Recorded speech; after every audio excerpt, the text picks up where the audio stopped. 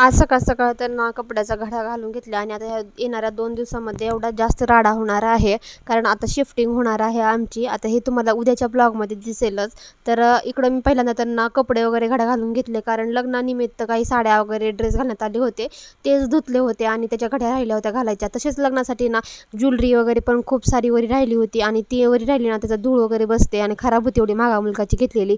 म्हणून ते सगळं व्यवस्थित ठेवून दिलं. बेडशीट वगैरे अंथरून घेतलं आणि नंतर ना दुपारून पाहुणे आले होते. असं जेवायला बसणार होतो तेवढ्यामध्ये पाहुणे आले. आता त्यांना एवढं गरमीचं जेवण करा म्हटलं तर ते बोलले जेवण नाही करायचं, जेवण करून आलो. आता एवढं गरमीचं म्हटलं चहा करण्यापेक्षा चला लिंबू सरबत बनवते त्यांच्यासाठी आणि आमच्यासाठी, दोघांसाठी सगळ्यांसाठी लिंबू सरबत बनवले. नंतर ना हरभरे बनवले होते, त्याला मस्तपैकी लसूण टाकून ना परतून घेतलं आणि हे पाहुणे आणखीन बसलेलेच होते. आता जेवायला तर खूप उशीर झाला होता, पण म्हटलं आता सुद्धा बसलेले आहेत तर त्यांच्यासोबत गप्पा मारत बसले. आता माझं रोजच झालेलं आहे दुपारून आराम करायचा ऊन आहे तोपर्यंत, कारण उन्हाचा तापच एवढा वाढलेला आहे की आमच्या रानातले आंबेसुद्धा एका साईडने ज्या साईडने ऊन लागतं ना त्या साईडने आंबेसुद्धा खराब व्हायला लागलेत.